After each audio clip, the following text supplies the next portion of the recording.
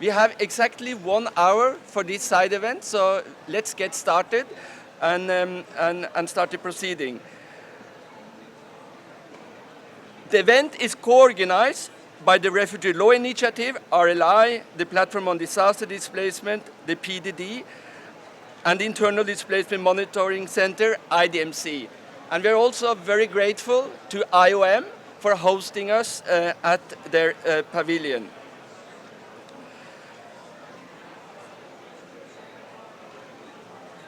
The panel or the discussion today will explore the potential of the UNFCCC and the loss and damage mechanism to catalyze the provision of durable solutions for people facing displacement and other immobility challenges in the context of climate change. We hope that this discussion shall contribute to the ongoing development of the loss and damage support architecture by addressing the following questions. What are the features of durable solution approaches to resolve displacement in the context of climate change and related loss and damage? How can the institutional mechanism on loss and damage under the UNFCCC through the Warsaw International Mechanism for Loss and Damage, the Fund for Responding to Loss and Damage, and the Santiago Network for Averting, Minimizing, and Addressing Loss and Damage prioritize durable solution to displacement in policy, funding, and technical support? And finally, what support do countries facing displacement require from the loss and damage mechanism in order to pursue durable solution approaches effectively and sustainably? We have a great panel with us today to help us answer these questions. And we do also hope that we can have an interactive session towards the end of the event. And without much further ado, I would like to introduce our first speaker, and then I will introduce the other speakers as we go along. So Steve Myron, visiting fellow from the Refugee Law Initiative, very glad to give you the floor and for you to set us the scene of what we're going to talk about. Steve, please come.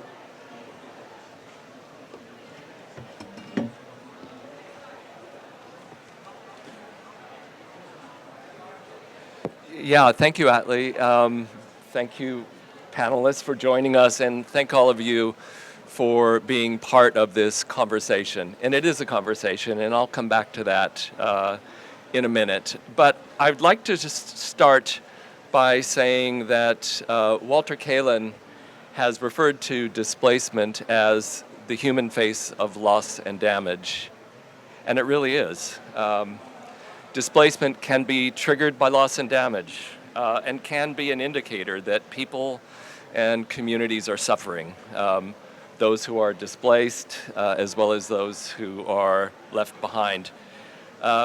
Displacement itself can be a form of loss and damage for peoples with close cultural ties to land and place, for those separated from their families and communities, and for people denied their chosen livelihoods and lives.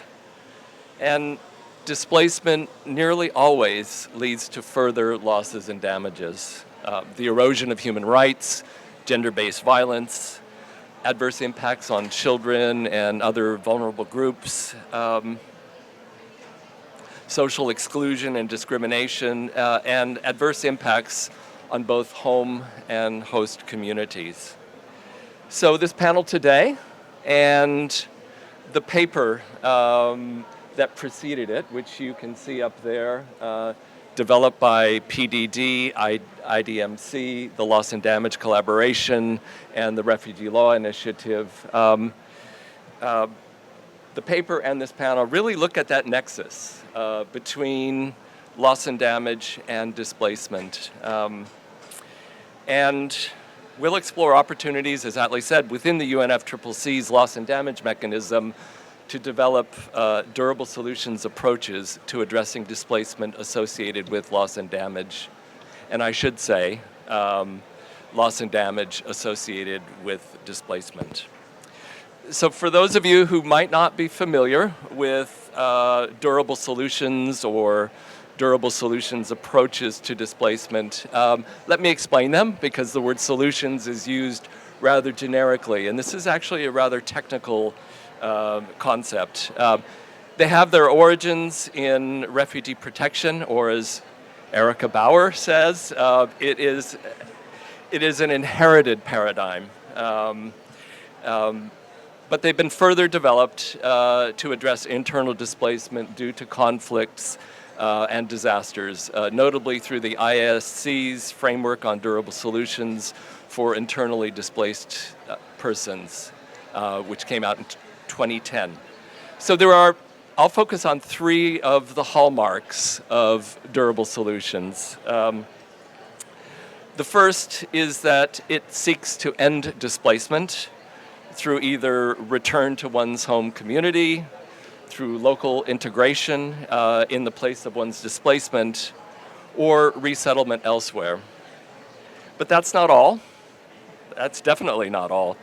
Displacement is only considered resolved when all the adverse effects of displacement have been addressed. Durable solution measurement criteria and durable solutions programmatic approaches are multifaceted, and they include safety and security, housing and wash, livelihoods and decent standards of living, access to services, health and health care, legal and human rights, and the ability to engage meaningfully in civic and cultural life. So that was the second hallmark. The third hallmark is that durable solutions are seen as a process or a progression, requiring long-term support and finance, or to borrow a phrase from locally led adaptation principles, predictable, patient and predictable funding. Now back to that second hallmark, that durable solutions are only considered achieved when all the effects of displacement have been addressed. That's, again, to quote Erica in an article that we published, that's a very high bar.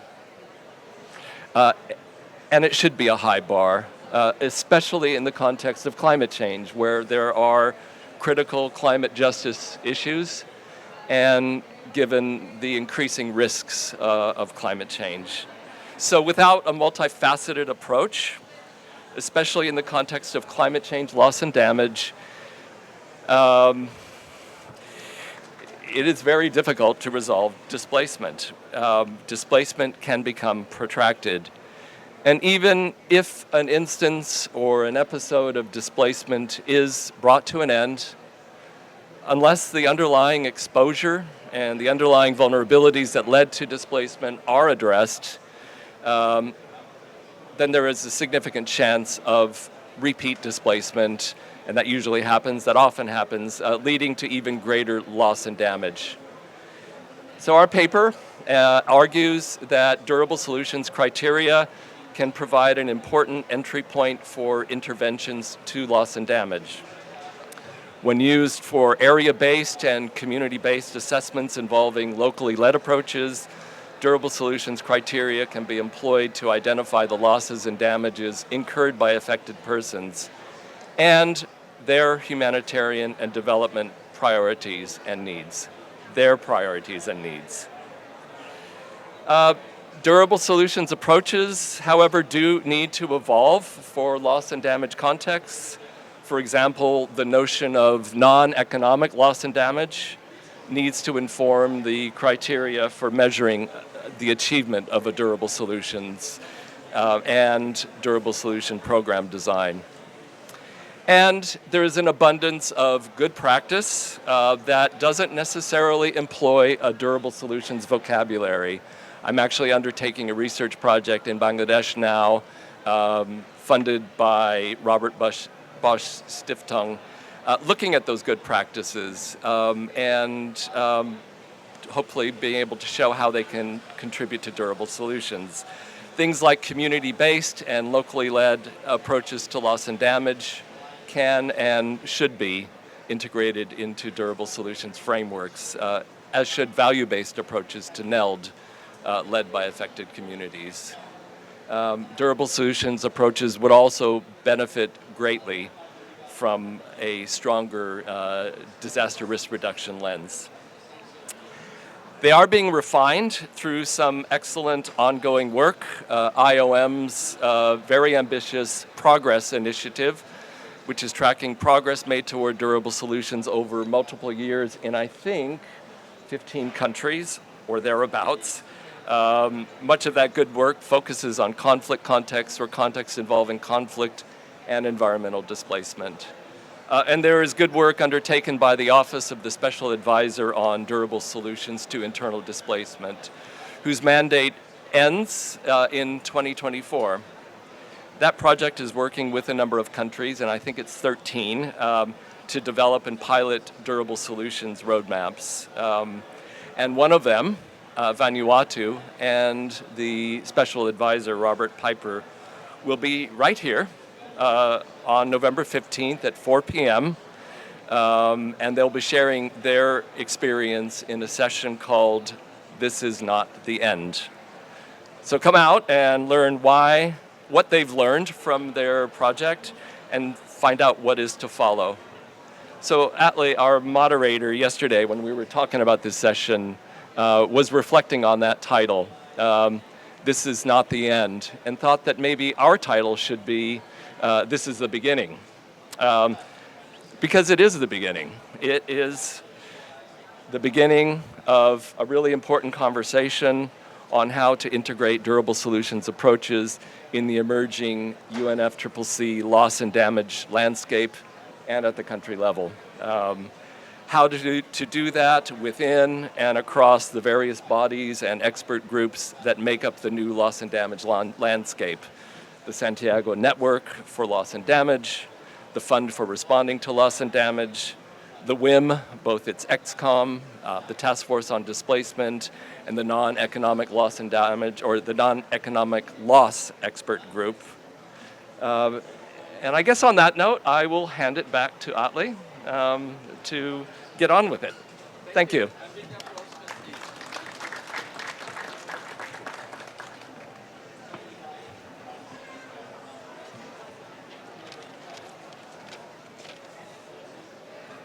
Thank you, Steve. And I don't want to shout, but I feel there's a lot of noise, so I just want you to let me know if I speak too loudly or you can't hear me. I'm looking at some people in the back, so that's great.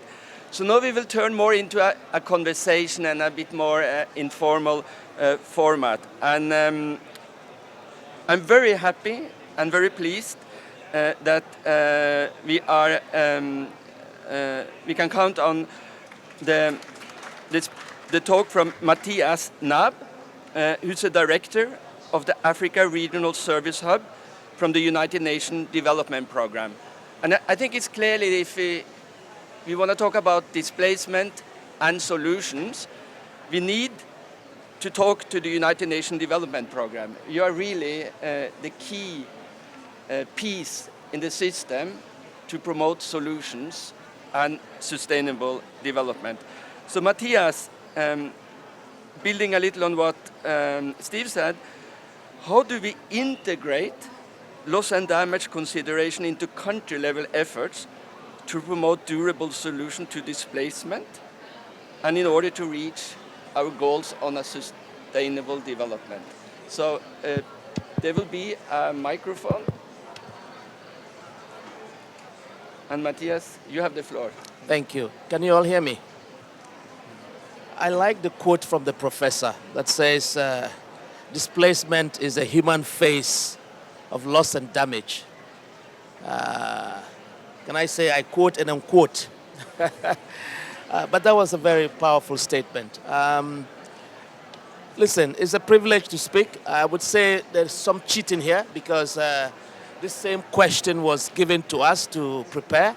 So I have some prepared statements to answer that question. And then we will then be able to have back and forth if there is any need for further conversation. But let me say that we recognize that displacement is not just a humanitarian challenge, but a development one as well. and lasting solutions, whether it's durable solutions as you call it, and defined it so well, will require alignment of climate and development frameworks to effectively address the root causes of displacement.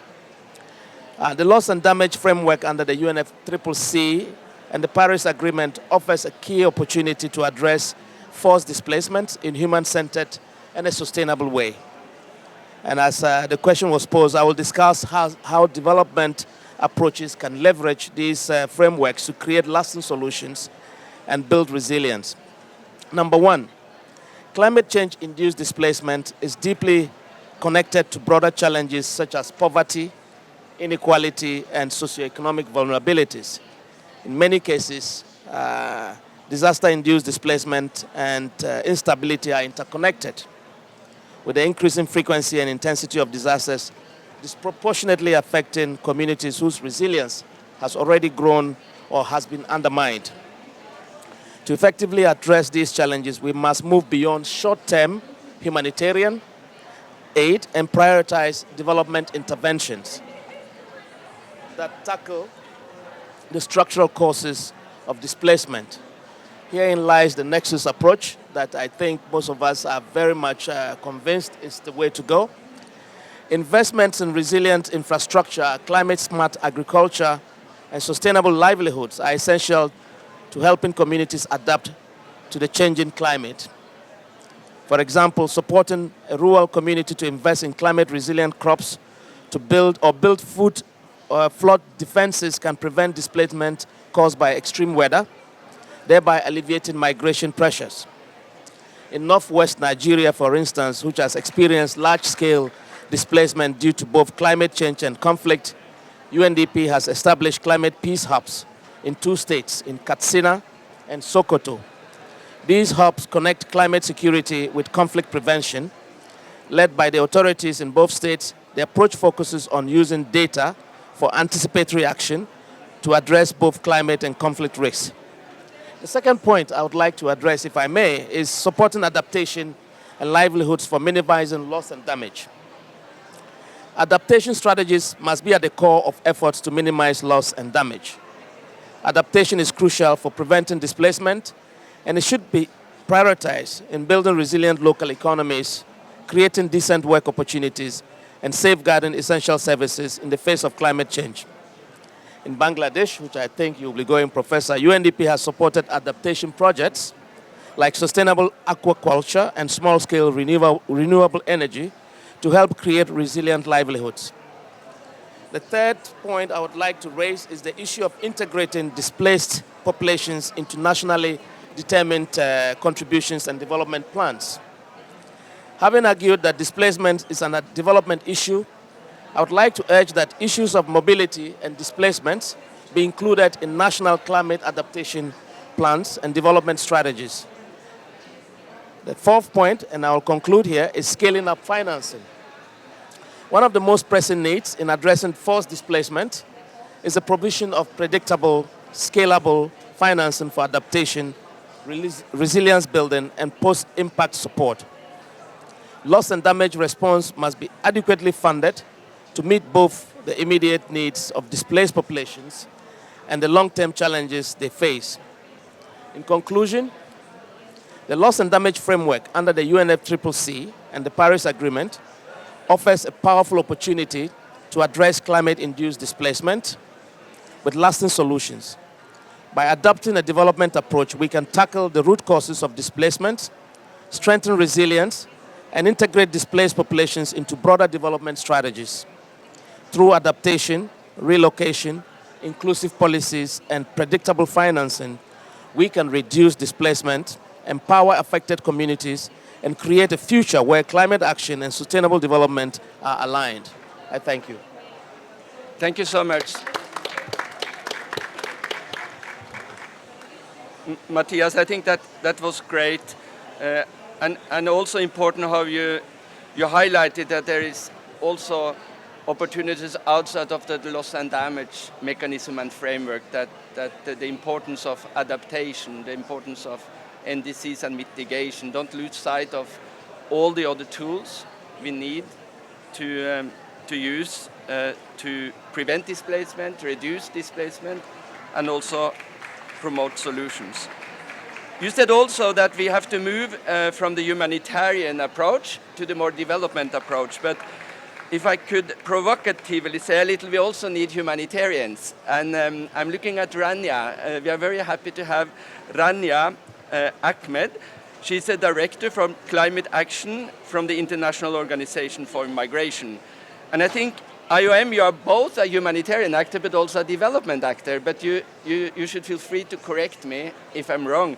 But Rania, could you share with us a few lessons from operational responses to displacement that are most relevant to the ongoing loss and damage policy discussions? And how can we leverage that experience to create a robust loss and damage architecture? Rania, you have the floor. Thank you so much, and good morning, almost good afternoon, everyone. And thank you, Etley, and respectful panelists. I'm so happy to be with all of you here today in IOM Pavilion. Yes, we are humanitarian and development organizations, so we work across the nexus. IOM used to be the cowboys of the UN agencies, since they are also very operational organization. So we work at a policy level and a global level with member states, but we are in more than 180 countries operational with our teams, with national teams, supporting different responses. And thank you so much for this question because of different things that we need to look at. Responding to loss and damage or integrating loss and damage, for me, is extremely important to look at it from community perspective and a whole of society approach. Yesterday, we were having a meeting with the new executive director of the Loss and Damage Fund, and they were talking about operationalizing the fund, operations, projects, quick responses.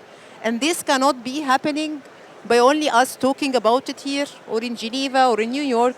It will only happen when we have a whole society approach where we come together, bringing the young people who have a great voice but also a great enthusiasm and passion to create innovative solutions for their communities, women groups who are mostly the displaced, who are taking care of the family, when the men travel or go to different other, trying to find better livelihood for their families, as well as the government, civil society, and others. So I think one of the lessons learned of IOM working and being operational, and one of the key, we think as a key cornerstone in supporting operationalization, loss and damage, is have a whole of society approach. I think that we all talked about data, but sometimes we're very much overwhelmed with too many data that could be conflicting. And I think that my other important point that I would be keen is to also all of us to come together. The IDMC has been doing a great job. IOM, GDI, DTM has been doing a great job. A lot of other institutions has been doing a great job in collecting data. It's important to synchronize this data and bring the data that can tell a story about what happened to displaced communities in different countries. Understanding that when climate displacement happens, most of the affected and vulnerable population are the ones who already been exposed to intensified multiple crises. So climate change come over and above existing crises, whether it's a protracted crisis, war, economic situations, and others. So I think synchronizing data to tell a story to what happened to the communities, to the children, to the women, the elderly people, so we can create programs and solutions using the Loss and Damage Fund to support. Third point that I think also been a lesson learned for IOM, but also part of our new strategy. One organization cannot do enough. We have to come together. And COP29 is an opportunity for us. Being part of different networks like San Diego Network, PDD, and others, it's an opportunity for us not to speak about it, but to do it together. And I think this is a durable solution approach we talked about. It's brought people together, complementing each other, different UN agents, civil society, as different platforms to be able to create a complementary approach with the size of the crisis and with the shrinking of funding. It's very, very important to come together, one hand, one mind, one brain, and support that. but also bring with us academia and science, bring with us private sector. We are exhausted the different projects that we've been implementing again and again into a reactive approach. There is a flooding here, let's go and bring shelter. Let's distribute food bags. Let's distribute bottle of waters. But we need science and academia to come with innovation, with sustainable solutions. Because the money for the bag of food, the tent as a shelter, and the bottle of water, we will not have enough money to support for a long term. IOM has launched the Climate Mobility Innovations Lab, starting by Africa and Asia, and it's also an opportunity for us to bring other partners, including academia and private sector, young people, communities, and you all, to come with us where we can leverage the science to bring innovative, scalable, sustainable solutions. And last, and I will stop to give a chance to my colleagues to speak, we think our communities have the know-how. They want to do a lot. Lots of the government want solution. We were talking to Iraqi government. They want solution. They have people displaced due to war, but then displaced due to water scarcity.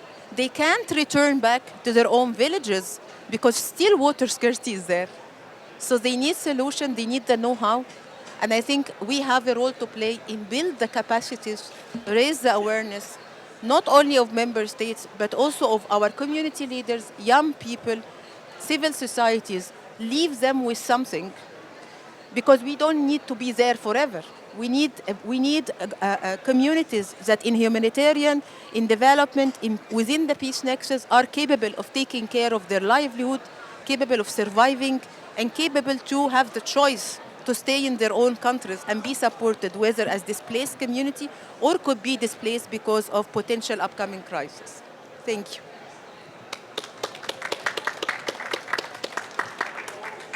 Thank you, Rania. And clearly, this is something we need to do together and do it jointly. The challenge is too big for one agency or organization and the whole of government, whole of society.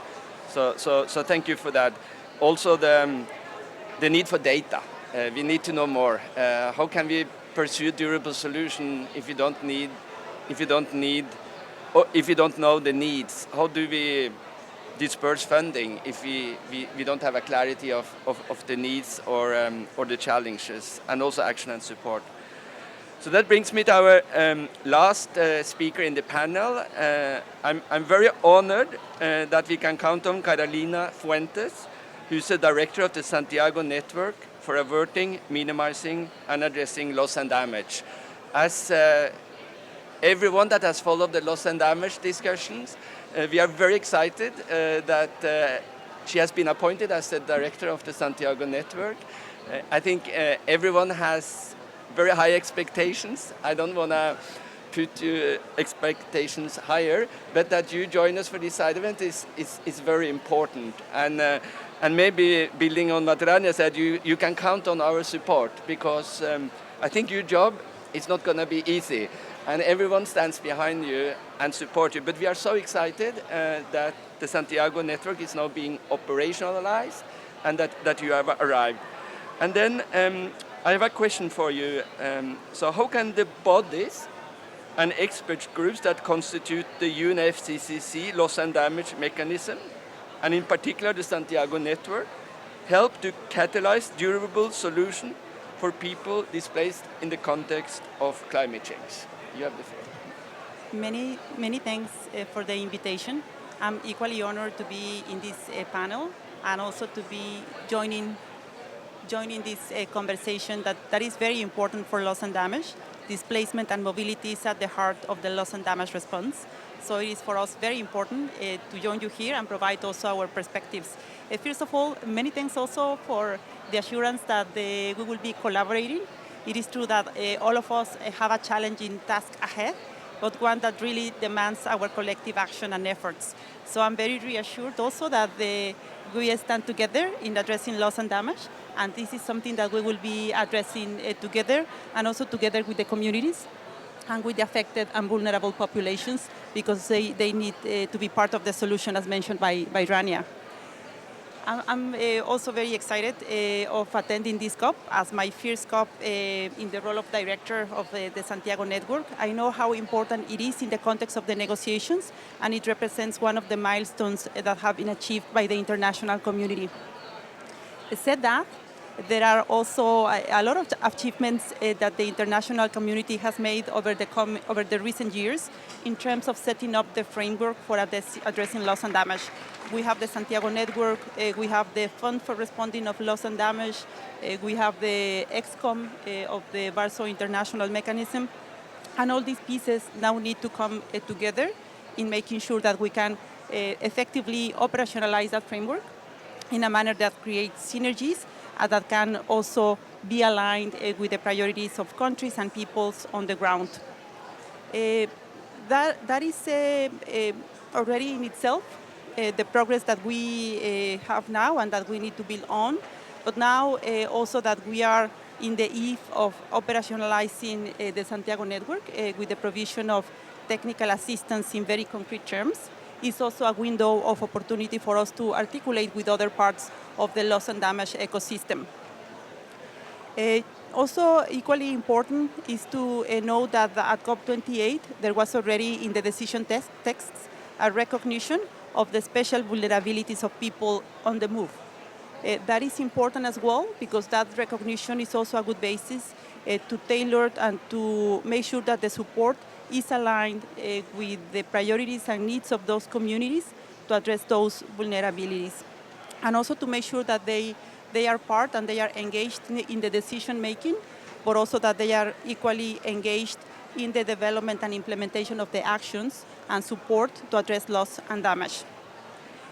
Said that, also important for the Santiago Network is the fact that displacement is usually affecting already marginalized communities, youth, children, indigenous peoples, and those are precisely the focus of the work of the Santiago Network. The Santiago Network has the mandate to catalyze technical assistance to support vulnerable countries and vulnerable communities to address loss and damage. And displacement being one of the drivers as well of exacerbating the vulnerability of populations is also a core focus of the work of the Santiago Network. I would also like to note that the displacement and mobility challenges are an indicator of economic and non-economic loss and damage. So having a thorough understanding of the full dimension of loss and damage, the economic impacts, but also the intangible impacts, the non-economic parts, the loss of life, also the deterioration of health, the loss of biodiversity, the impact that loss and damage also has in the cultural heritage. All of those intangibles are also impacted severely by displacements. So the comprehensive response to addressing loss and damage needs to account for both economic and non-economic losses, and those are also heavily impacted by displacement. Now also in terms of the relationship with the Santiago Network and how we can address displacement and human mobility, I very much like the paper that was published and is just right here, and also because it is very specific and it knows the requirements, what is required from the Santiago Network and for the memberships of the network, and it also indicates what is required from different parts of the loss and damage ecosystem. So thanks for that specificity. We're taking note, and of course, everything is an input for us to make sure that we are really addressing the needs that have been identified by those affected by loss and damage. Now, there was a note also of loss and damage and displacement being an entry point for a loss and damage response, and also being a process. We're precisely supporting that entry-level response, the enabling part of our response. We are to support countries and vulnerable communities to increase their capacities to effectively engage on planning for loss and damage.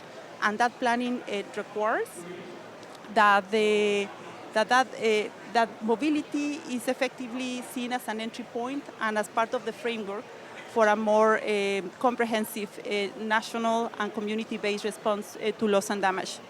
So the Santiago network is very well suited to address that part, the entry point part, where we enable a response to loss and damage, and we connect that with planning at the national level. Also, for the Santiago network, it's important that we can create capacities in countries to access climate finance for loss and damage. This is also, and this speaks to how we connect and articulate with other financing mechanisms, with the Fund for Responding to Loss and Damage and with other climate funds. We need to make sure that we create that capacity for countries and communities also to address displacement in a manner that they can come up with funding proposals that can mobilize larger amounts of finance coming in to address that challenge. Data, of course, is also one of the types of technical assistance that we are to provide, making sure that countries and communities that have the data that they need to understand the impacts of mobility and displacement in their contexts, and also to anticipate to future risks. So working on the data collection, the data availability, and the use of the data is also something that the Santiago network is very well suited to provide. I would like to conclude also by noting the role of the network of organizations, bodies, networks, and experts, part of the Santiago network, and that is also referenced in the publication. There is a need also for us to ensure that we have a very diverse membership in the OBNE network, the network of organizations, bodies, networks, and experts, and that we have also a specialized expertise when it comes to displacement and human mobility. Getting membership that is knowledgeable of the subject matter, and also that we can tap into that expertise to address the priorities of countries is something very much needed. And also we need to make sure that they can assist countries when it comes to the development of requests. So these requests are effectively addressing displacement as one of the elements that needs to be part of a comprehensive response on loss and damage. I will stop here, but just noting how important for us is to address loss and damage comprehensively. And of course, displacement is an important part of that response. Thank you.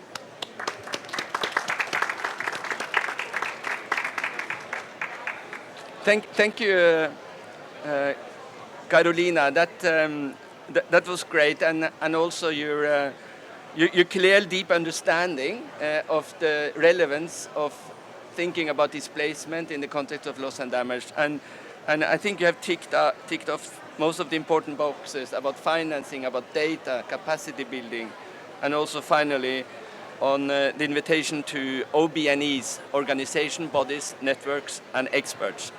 So this is a luxury in a side event sometimes. We have 20 minutes left for a conversation. This is for you to ask our great panelists and speakers if you have any dying question. We already have two speakers. Can you please introduce yourself and make your question, and then we take it from there. Thank you. Thank you all for your intervention. My name is Yasmine Beniloud. I am a manager at the Climate Change and Sustainability Services of EY Tunisia.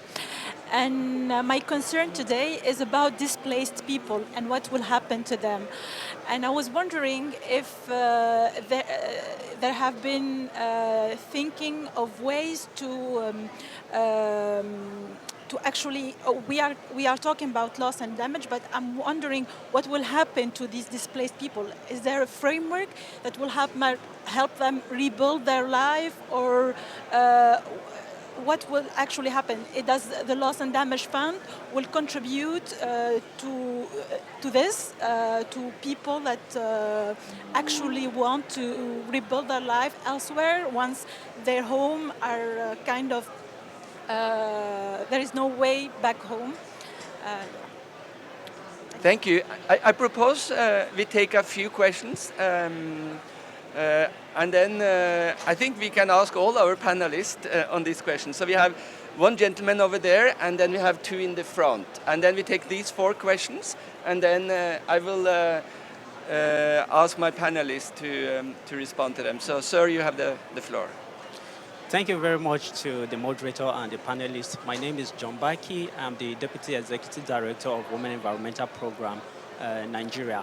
The questions that you posed to the panelists, I think the questions also are coming back to us, and I want to put forward some of the solutions that I considered sustainable that we are implementing to address loss and damage. So in Nigeria, Women Environmental Program has launched a radio program that is being done in local languages to communicate early warning climate information and also pass tips on sustainable agricultural practices to farmers. This is happening in 6 geopolitical zones of Nigeria. I'm sure the representative of the UNDP may know some of the places this is happening. Like in the northeast Nigeria, it is in Bauchi on Abarka Radio, and we have it in other parts of the country where we are passing this to prevent losses on agriculture as it relates to flooding and dry spells as they come from climate change impact. So this is one of the ways that we are trying to solve losses from agriculture by preventing the impacts by communicating early warning climate information. And I hope, or I don't know if the Santiago Network supports organizations like this to upscale, or it must come through countries, but wherever it comes, we are willing, if possible, to be part of it to see how this can be upscaled to other radio stations. Thank you, sir. I think that's a great question. How can you access technical assistance from the Santiago Network? Who can ask for that? How do you do that? So we will get back to Carolina on that. Please. Hello, my name is Madison Harris. I'm an undergraduate student at Indiana University, and I wanted to ask the panel, do you believe that UN efforts and the Loss and Damage Fund, once fully in effect, are sufficient to address climate-induced displacement at the moment, or do national, regional, or international agreements need to be designed to further these efforts as well? Thank you. Thank you. Hi, my name is Declan Gallagher. I'm an undergraduate student also from Indiana University. I'm particularly interested in security in regions and the disaster risk reduction lenses within those regions. I'm here in Baku to study the Caspian Sea specifically. The Caspian Sea has a lot of economic resources, both oil and gas, and different organic resources for the communities in the region. And as the Caspian Sea starts to shrink, could there potentially be risks to this region, in your opinions, due to these losses of resources and land, and how might that involve effects like climate migration? Thank you. So we have 4 questions. I think the first, excellent. What happens to displaced people? What type of mechanism? What is to be expected? We also have a question about how do we access technical assistance in these new mechanisms? I think your question, is it sufficient what we have? What do we need to scale up? Clearly, we need to scale up at all levels. And finally, if I understood correctly, some of the security risk related to climate change and loss and damage. And I cannot really see any of you being better than anyone else to answer this. So I propose we go in the order of the speaker, and then feel free to address it. But please come in on all 4 of them. Well, thank you. And following order, I will address your question. Yasmin, is that right? Yes. The durable solutions approach, I think, to emphasize this multifaceted approach that addresses safety, security, wash, housing, access to services, the whole thing.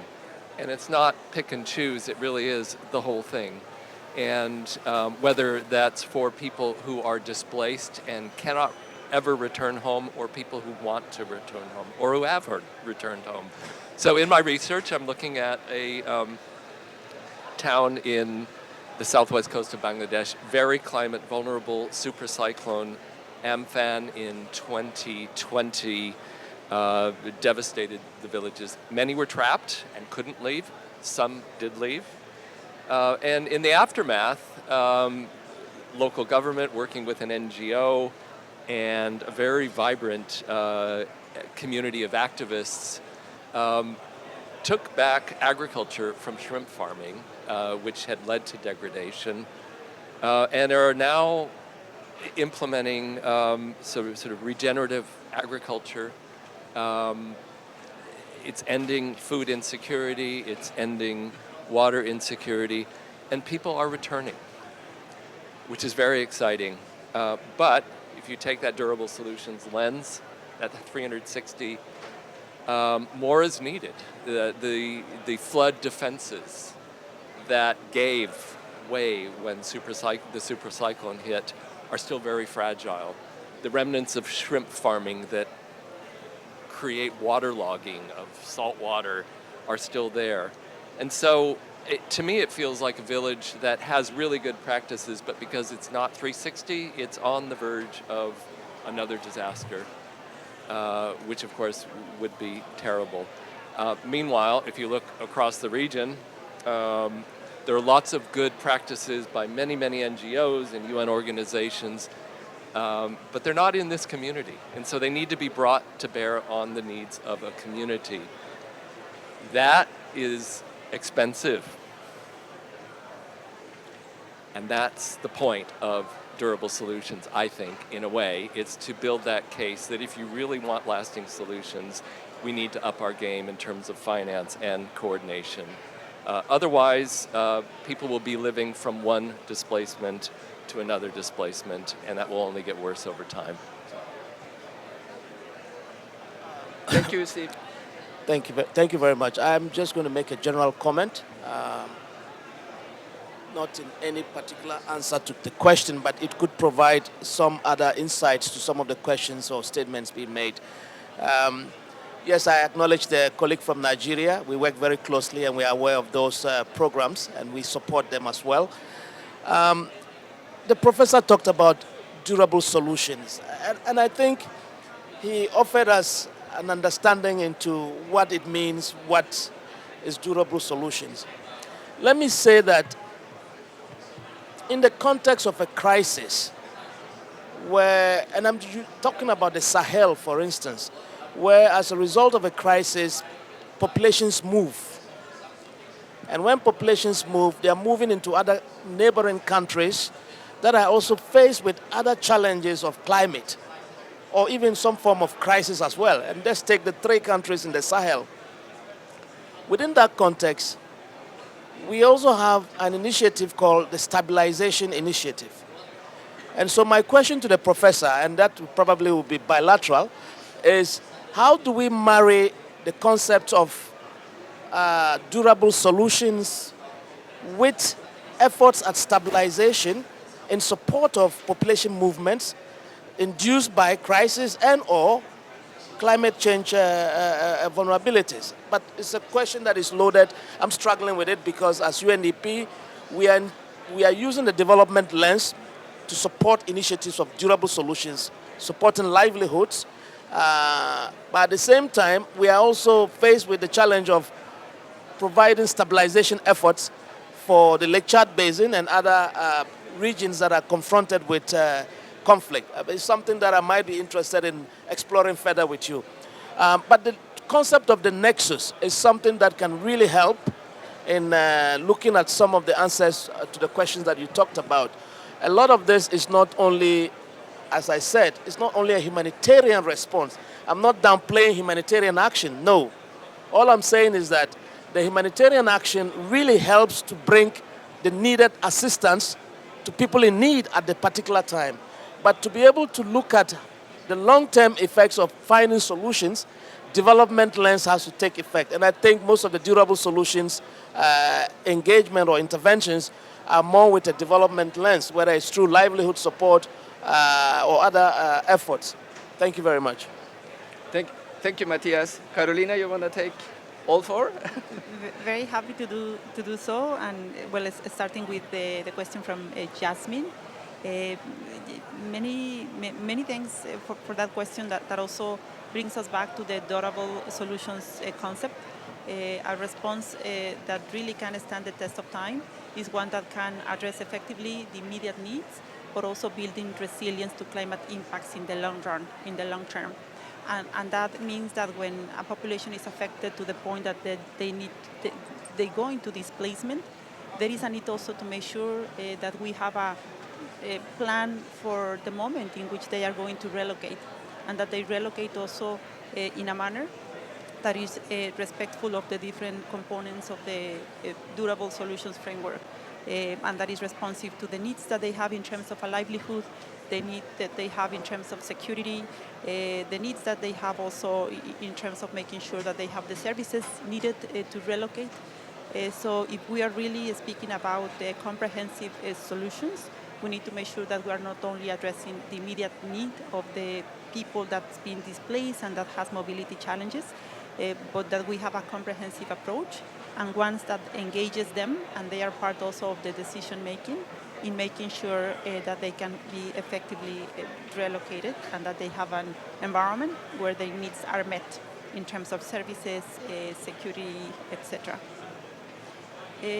Now, going to the question from Nigeria, very relevant also for us as Santiago Network, because one of the unique features that we have is that we are a matchmaking network, where we support those that have a need for technical assistance, and we do the matchmaking with providers of technical assistance support. So there are two avenues to engage with the Santiago Network. One is as a requester of technical assistance, and another avenue is as a provider of technical assistance. When it comes to the requests, we are catering for both requests coming from countries, but also requests coming at the subnational level. So anyone that is affected and that is interested in receiving technical assistance can submit a request. There is a process of no objection with the focal point, because we make sure that a focal point at the national level is duly informed of the requests coming from us. And if there is no objection from the focal point, we can move ahead with the advertising that request in the form of a call for proposals for members of the network to also make submissions to address that request coming from a requester of technical assistance. Now, on the side of the network of organizations, bodies, networks, and experts, we are now precisely mobilizing expressions of interest. So anyone who is interested can go to our webpage, to our website. We have an expression of interest template. Please fill it in if you're interested and engage with us, and we can guide you as well as to whether you fulfill the criteria to become an OBNE, part of the membership of the Santiago Network, for you to be a provider of technical assistance. And with the experience that you are gaining, it would be very interesting to have organizations such as yours joining the network. That is the intent, that we have local community-based organizations, and also we mobilize regional, national, and international organizations, a diverse network. Now, going to the questions on the international framework and whether it is sufficient, I would say that we have the architecture in place, including the Santiago Network, the Fund for Responding to Loss and Damage, and the WIM. Now, an important step is to make sure that we have coordination, complementarity, and synergies built across the loss and damage support system, to make sure that we can address requirements on loss and damage comprehensively and in a coordinated manner. There is a window of opportunity now that the review of the WIM is taking place. Also, the Fund for Responding to Loss and Damage is being operationalized, and we are going to roll out technical assistance next year. So I think the moment is right for us to identify very concrete and practical ways to collaborate. And on the final point, on the security in the region and disaster risk reduction, On this one, I think I would benefit also from building on the expertise of my colleagues from UNDRR, one of our co-host entities. In my view as well, all regions are subject to suffer the impacts of loss and damage, and of course with impacts also, potential impacts on displacement. It would be needed as well to look into more specific data, region specific, to come up also with an informed response, and we can do that. We'll be very happy to come back to you on that point. Thank you.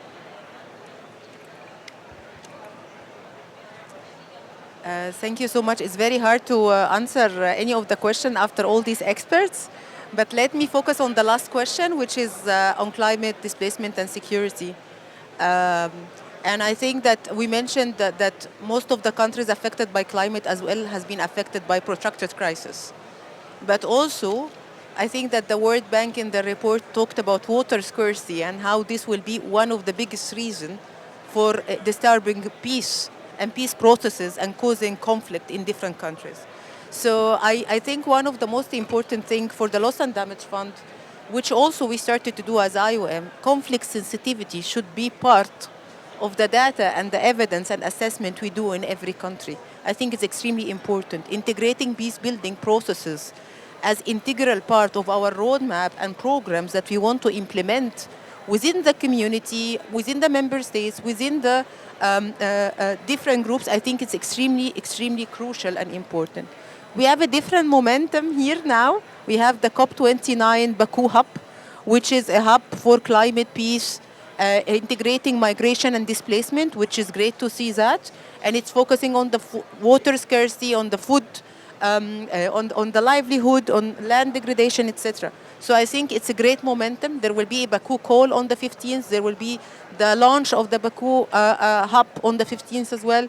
IOM is partnered with the COP29. But the good thing about this, that it didn't forget about the CRISP initiative in COP27, the declaration that been signed is COP28.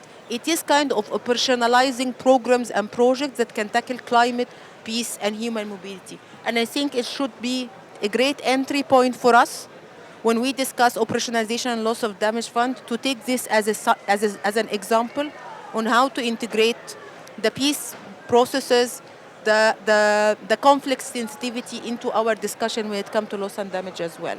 This is one thing. When it comes to regional country frameworks, and of course it's not enough, because the loss and damage is 3 people up till now. San Diego Network, I know this, they're doing a great push. They're doing a great coordination to bring everyone together and to establish coordination mechanism. But I think they need us all. We are all partners in that. So it's not only UN agencies, it's not only the networks, it's the communities, the civil society, the NGOs. We have to come together.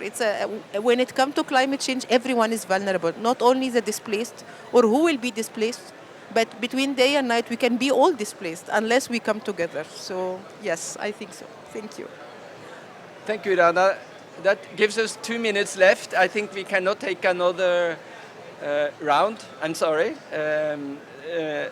It's hard to make a summary, but we started with, we wanted to explore the potential of the UNFCCC and the loss and damage mechanism to catalyze the provision of durable solution for people facing displacement in the context of disaster and adverse effect of climate change. And we have clearly heard that there are huge potential. We have, Matthias stressed the point of adaptation. Don't look away from adaptation as a key policy option in situation where displacement can be prevented or reduced, but also for solution and the NDC.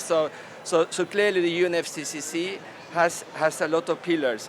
And we also heard from everyone that the loss and damage support architecture is evolving, and that's a window of opportunity. I think that were your words, Carolina, that we need to seize. There is a review of the WIM.